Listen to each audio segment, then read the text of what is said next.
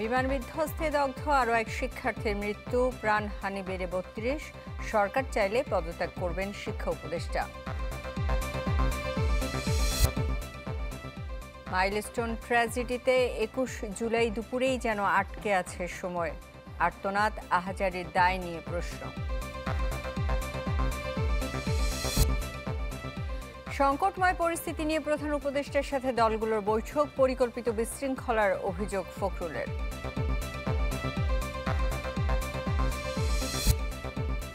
মাইলস্টোনে নিহতদের স্মরণে চাঁদপুরে এনসিপির শোক মিছিল, ক্ষতিগ্রস্তদের পাশে থাকবে জামায়াত।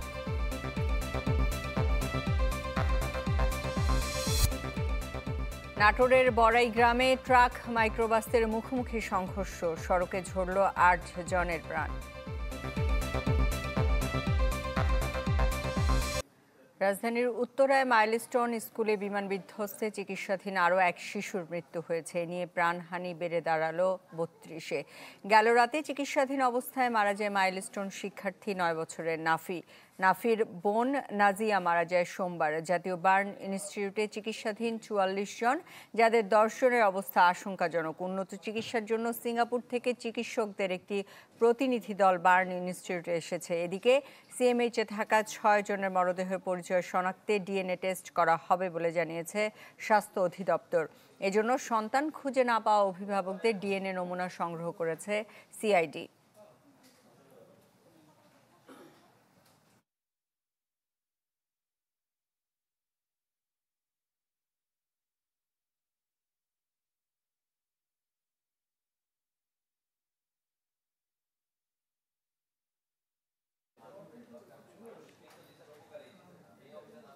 দর্শক, জাতীয় বার্ন অ্যান্ড প্লাস্টিক সার্জারি ইনস্টিটিউটে এই মুহূর্তে ব্রিফিং করছেন ডক্টর নাসির উদ্দিন। আমরা সরাসরি চলে যাচ্ছি সেখানে।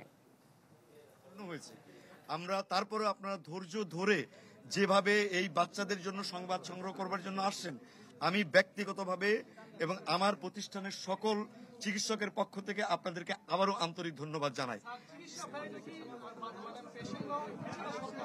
সবই সরকার বহন করছে, আর আপনাদের জন্য আমরা ভালো কিছু ব্যবস্থা করতে যদিও পারিনি, তারপরেও একটা ছাউনির ব্যবস্থা করছি। পর্যায়ক্রমে আপনাদের আরো ভালোভাবে যাতে সংবাদ সংগ্রহ করতে পারেন সেই বিষয়ে আপনাদের সাজেশন থাকলে আপনারা দিয়েন, আমরা চেষ্টা করব। ধন্যবাদ। আসসালামু আলাইকুম।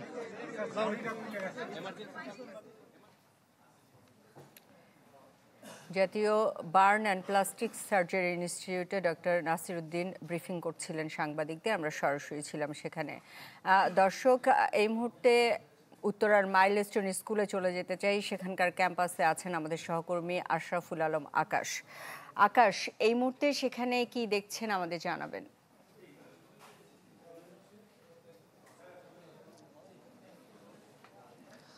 সুস্মিতা, এখন আসলে যে চিত্রের কথা আমি আপনাকে বলবো, গত কয়েকদিন আগে যে ঘটে যাওয়া দুর্বিষহ একটি ঘটনা, সেই ঘটনার রেশ কিন্তু এখন অনেকটা থেকে গেছে এই মাইলস্টোন স্কুলের যে পুরো এরিয়া, এই এরিয়াতে। এছাড়া যদি বলে রাখি, ঢাকার বিভিন্ন জায়গা থেকে কিন্তু অনেক উৎসুক জনতা, অনেক মানুষ আসছেন এই স্কুল ক্যাম্পাসটিকে দেখার জন্য।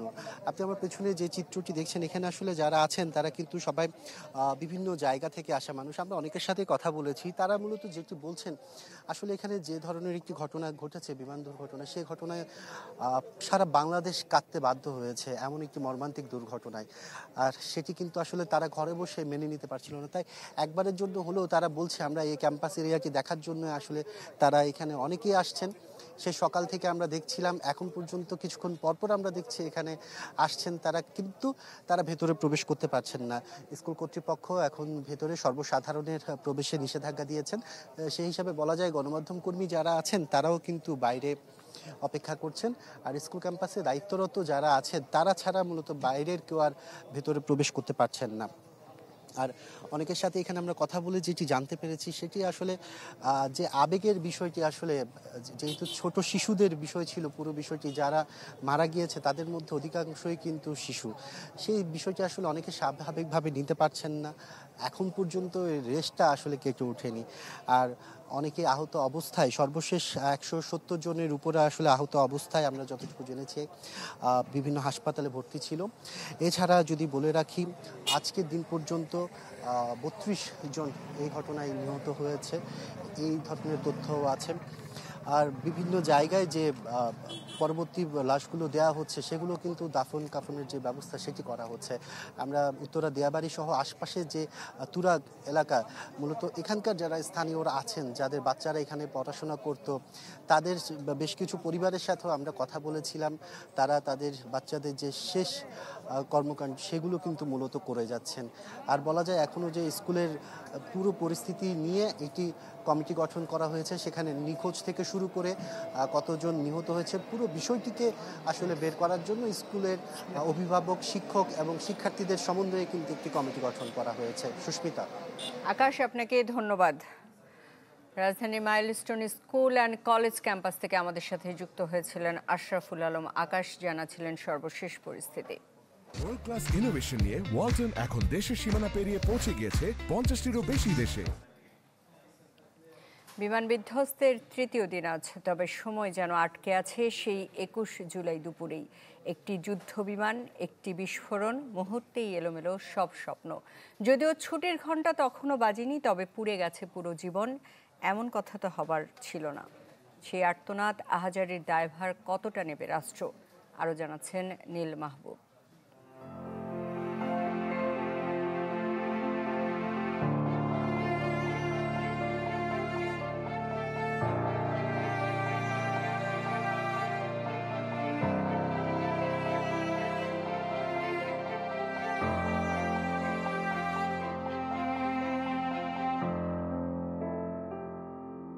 শহরটা নাকি জাদুর শহর, পারে কি এক ভুয়ে ফুলগুলোকে ফের বাঁচাতে, ডুকরে ওঠা কান্নাকে থামাতে, বিমানটাকে ফের আকাশে উড়িয়ে নিতে।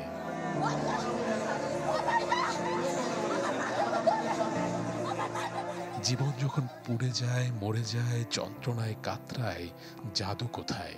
প্রশ্ন তো জাগতেই পারে মানুষের। আমি এখন নিজের চোখে দেখছি, আমি কন্ট্রোল করতে পারতেছি না। বিধ্বস্ত বিমানের মতো শোকটাও যে বিধ্বস্ত, আর সময় বাকরুদ্ধ, স্তব্ধ। ঘড়ির কাঁটা যেন থমকে আছে সেই 1টা 18 মিনিটেই, থেমে আছে দুপুরের পুড়ে যাওয়া, ঝলসে যাওয়া রোদে। একটা শব্দ, একটা বিস্ফোরণ, তারপর সব কিছু ছিন্ন ভিন্ন।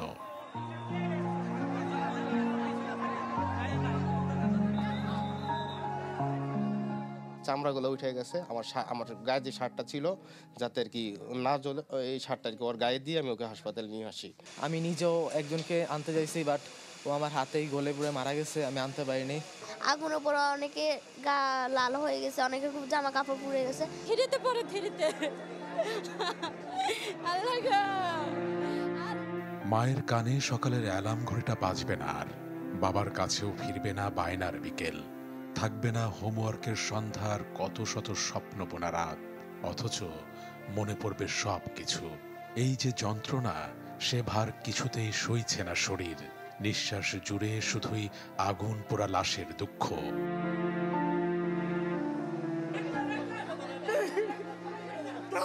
ইংলিশ ভার্সন আমার ছেলে ফার্স্ট বয়।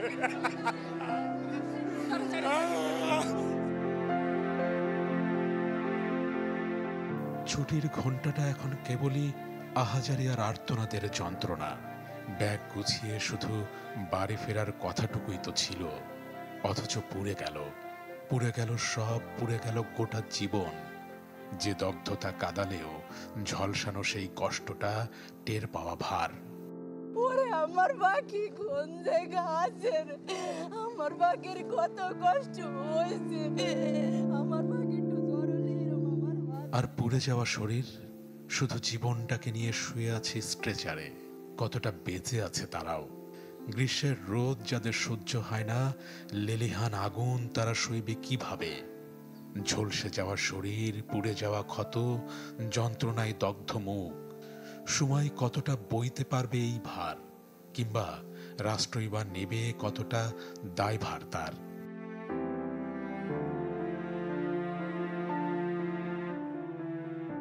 শাসনে হোক, বারণে হোক, কিংবা রাগে নয়তো হাজারো বিধি নিষেধে, সন্তান তো আগলে ছিল বুকের আদরেই।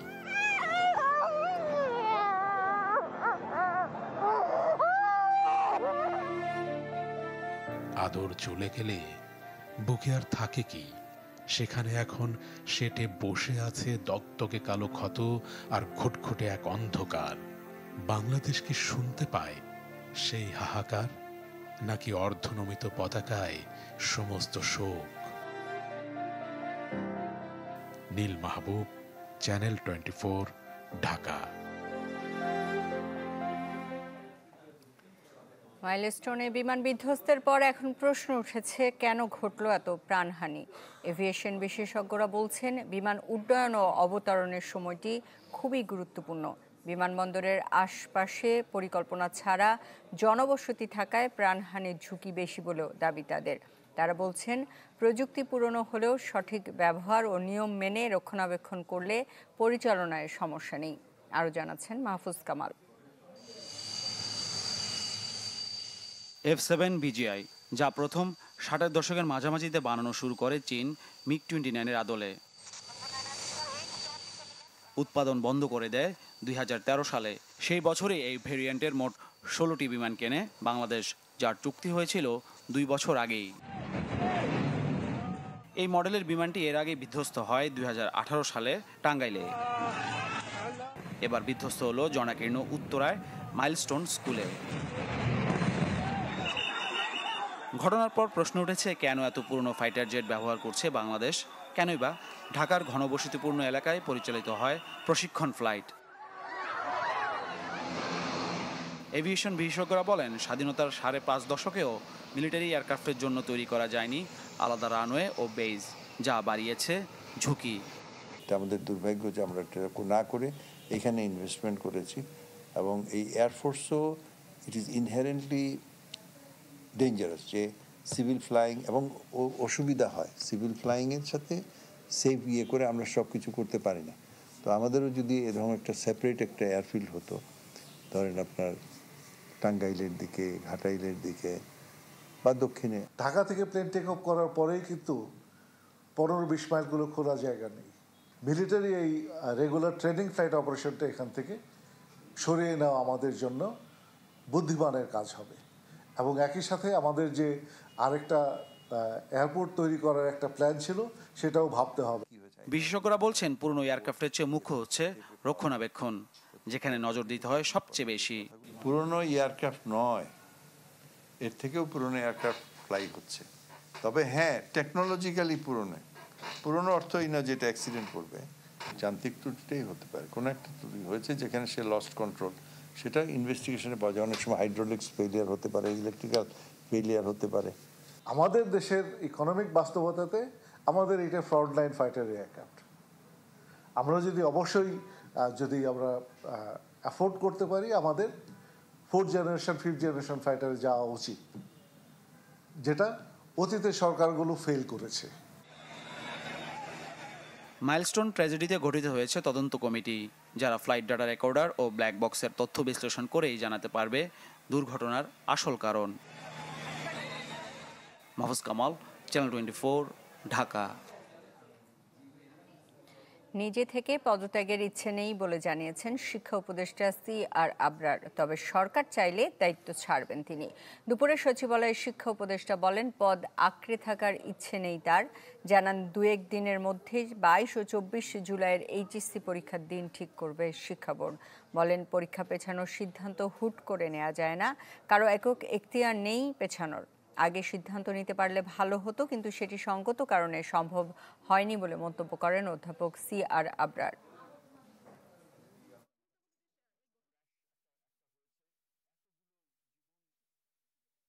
22 তারিখের পরীক্ষা ছিল সায়েন্সের, কেমিস্ট্রি।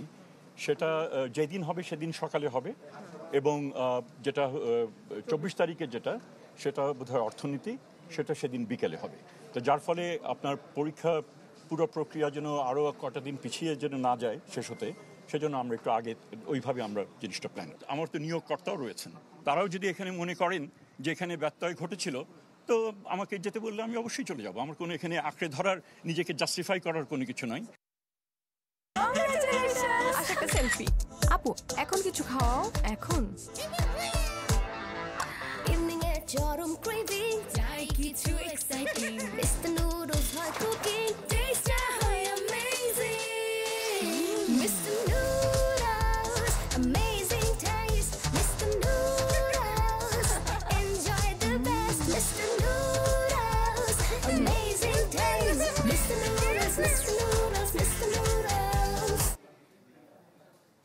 আজ 13টি রাজনৈতিক দলের নেতার সাথে বৈঠকে বসেছেন প্রধান উপদেষ্টা ডক্টর মোহাম্মদ ইউনূস। দুপুর 3টার দিকে রাষ্ট্রীয় অতিথি ভবন যমুনায় বৈঠক শুরু হয়েছে। বৈঠকে আছেন সিপিবির রুহিন হোসেন প্রিন্স, বিপ্লবী ওয়ার্কার্স পার্টির সাইফুল হক, রাষ্ট্র সংস্কার আন্দোলনের সৈয়দ হাসিবুদ্দিন হোসেন ও গণসংহতি আন্দোলনের জোনায়েদ সাকি। এছাড়াও আছেন এবি পার্টি, নাগরিক ঐক্য, গণ অধিকার পরিষদ, বাসদ, এলডিপি, খেলাফত মজলিস, জেএসডি এবং 12 দলীয় জোটের নেতা ও প্রতিনিধিরা।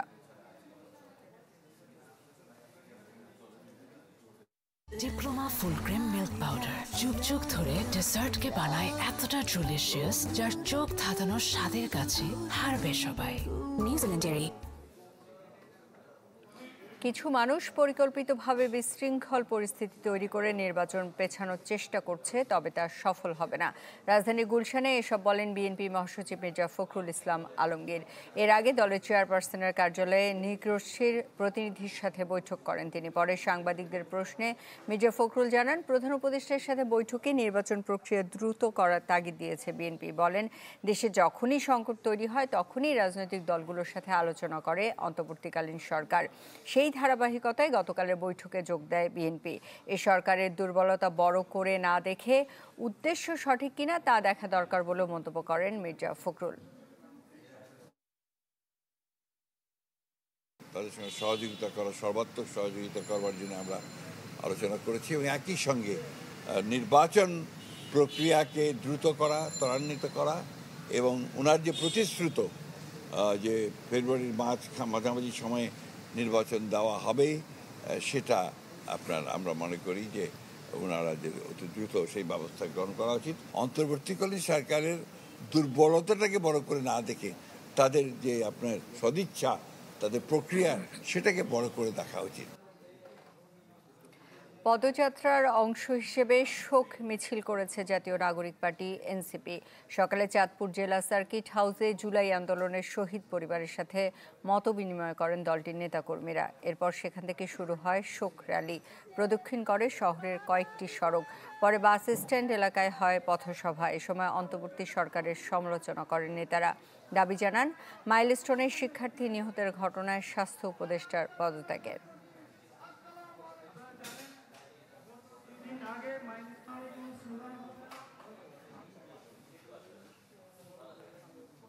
উত্তরায় মাইলস্টোন স্কুলে বিমান বিধ্বস্তে ক্ষতিগ্রস্ত পরিবারগুলোর পাশে থাকবে জামায়াতে ইসলামী।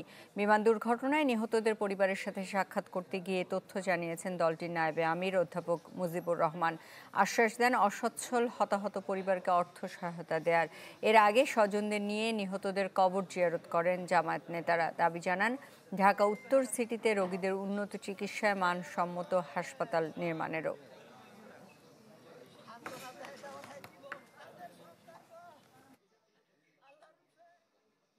তদন্ত করা এবং কতজন আছে, কতজনকে পাওয়া যাচ্ছে না, শহীদ কতজন, আহত কতজন, এটা ফাইন্ড আউট করা সরকারের দায়িত্ব। সামর্থ্যবানরা যাতে এসে তাদেরকে সহযোগিতা করে এবং এ ব্যাপারে তারা তাদের ভূমিকা যাতে পালন করে।